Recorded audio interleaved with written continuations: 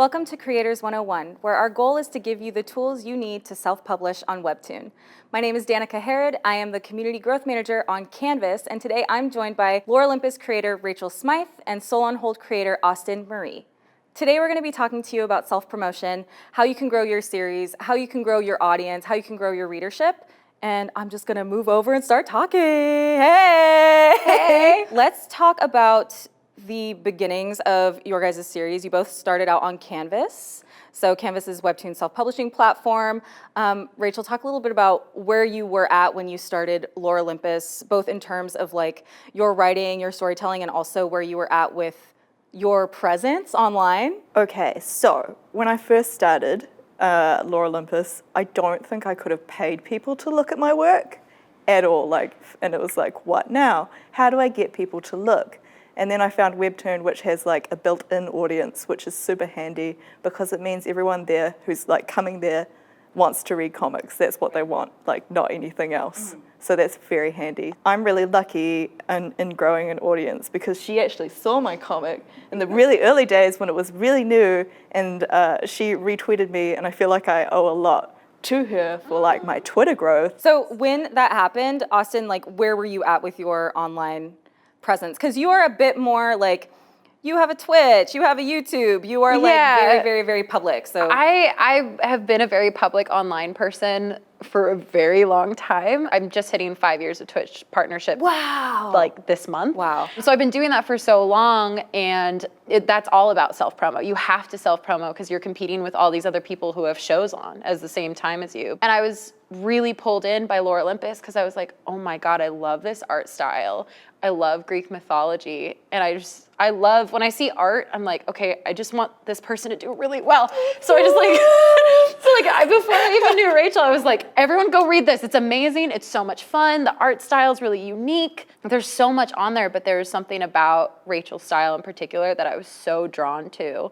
And I was like, this is just cool. I haven't seen this before. what has been the difference between promoting Soul on Hold and promoting other things like your Twitch, for example? Twitch is so much about you as a person and your personality, whereas I almost find doing art and telling a story is more personal for me because it's like, this is my baby, please be nice to it. It's just such a part of you and you spend so much time working on it alone.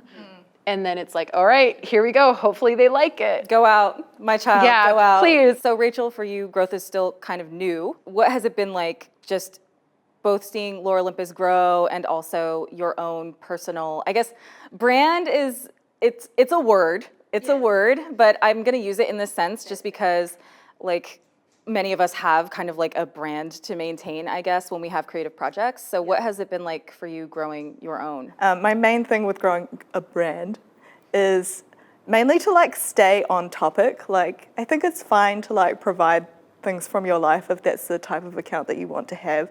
But especially with like my Twitter and my Instagram at this stage, I try to keep it as much on topic as possible. Like it's generally either like Greek mythology related or it's going to be related to my Webtoon or something to do with my day in relation to the Webtoon. Where do you guys see the most engagement in terms of promoting your series? I think like Instagram and Twitter both have their different strengths.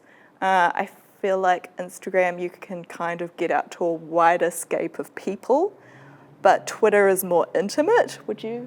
I'm the opposite online because I really? have a bigger following on Twitter, and my engagement rate on Twitter is insane compared to what it is on Instagram. So I find that on Twitter, I do the opposite thing that you do, where I'm very much like, someone backed into my car today, rude. And then I like send that out because You're talking to the manager on Twitter. That's what you're doing. I'm so used to being like an internet personality for so long. So then I'm also like, oh yeah, also please read my Webtoon, thanks. Which I really respect what you do because of the fact that you have a great access on Instagram and you've snowballed like immensely because you keep your accounts for your work. People are gonna go to it for the work. Whereas mine, it's just like a mixed bag. I have people who follow me because they think I'm cute, and I have people who follow me because they like the, stuff I make. I have people who follow me because they like my show. So not everyone's focused on that. Yours is like your Lore Olympus fans. I think both like genius. approaches are really good though. Yeah. Like there's not really a downside at all. It's like, whatever you yeah, wanna- there's two what you're different- comfortable yeah, with. Yeah. Yeah. I think you just like when you're making an account, you need to decide what type of account that you want to have and follow through and be consistent. What's some advice that you have for creators who are up and coming, they're really trying to get out there? They really want people to know mainly about their series. Like, what are some tips that you could give them in terms of promoting themselves? I think being authentic is really important. Like, don't just do stuff for people to look at you, because I feel like that's really transparent and not in a good way. Like, it reads as fake and people will pick up on it. But if you genuinely really love the product that you're making, people will see that and they'll want to support you. When you present yourself in a certain way, people are going to expect that from you.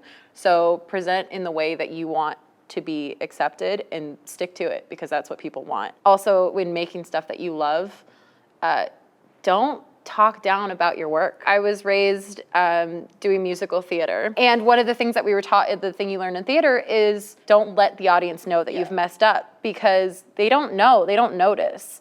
And so if you're like, oh, here's this, but like the liner isn't really good and it's really old, you're gonna put this like stopper and damper on your own work. No matter how you value yourself, that's how other people are gonna value you. Yeah. Right.